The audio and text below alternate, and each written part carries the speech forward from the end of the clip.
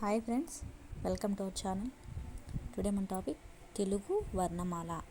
తెలుగు వర్ణమాల ఈ టాపిక్ మీద కూడా బిట్స్ వస్తూ ఉంటాయి. మీరు బాగా దీన్ని ప్రాక్టీస్ చేసుకోండి. ఫస్ట్గా చూసుకుంటే టోటల్గా మన తెలుగు అక్షరాలు 56 ఉంటాయి. అందులో అచ్చులు 16, హల్లులు 37, ఉభయ అక్షరాలు 3, మొత్తం కలిపి 56. వర్ణమాలలో హల్లుల విభాగం గురించి తెలుసుకుందాం. ఇప్పుడు కా నుంచి హా వరకు ఉన్నవన్నీ కూడా హల్లుల కింద తీసుకుంటాము. ఫస్ట్ ఆర్డర్ వైజ్గా మీరు ఎలా రాసుకుంటే ఇదే అన్నమాట.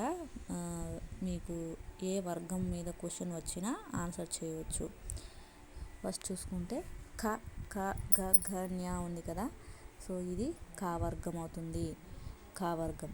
నెక్స్ట్ చ చ జ జ ఇని చా వర్గం. ట ట డ డ న టా వర్గం. త త ద ద న తా వర్గం. ప ఫ బ భ మ ఫ వర్గం.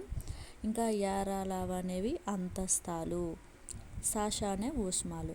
కా టు హ అక్షరాలు హల్లులు అంటాము. కా నుంచి హా వరకు ఉండే అక్షరాలని హల్లులు అంటాము. హల్లులకి మారు పేర్లు ప్రాణులు, వ్యంజనాలు. ప్రాణులు, వ్యంజనాలు. నెక్స్ట్ కచట తపలను పరుషాలు అంటారు. కచట తపలను పరుషాలు అంటారు, అంటే కఠినంగా పలికే అక్షరాలు.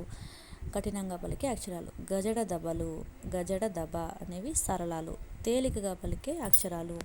గజడ దబలు తేలికగా పలికే అక్షరాలు, సరళాలు. నెక్స్ట్ ఒత్తుతో ఉన్నవన్నీ కూడా ఇక్కడ చూపిస్తున్నట్టు ఖ ఖ చ చ ట ఢ ప భ మ అవన్నీ కూడా వర్గయుక్కులు, వర్గములలో ఉండే ఒత్తు అక్షరాలు. నెక్స్ట్ న్య ఇని న మ అనునవి అనునాసికాలు, అంటే ముక్కు సహాయంతో పలికే అక్షరాలు. పరుషాలు, సరళాలు కాకుండా మిగిలినవి స్థిరాలు. కచట తపలు పరుషాలు, కఠినంగా పలికేవి. గజడ దబలు సరళాలు, తేలికగా పలికేవి. కక్క చచ్చ టట్ట డడ్డ అవి అన్నమాట వర్గయుక్కులు, వర్గములో ఉండే ఒత్తులు. న్యా ఇని నా మా అనునవి అనునాసికాలు, ముక్కు సహాయంతో పలుకుతాము.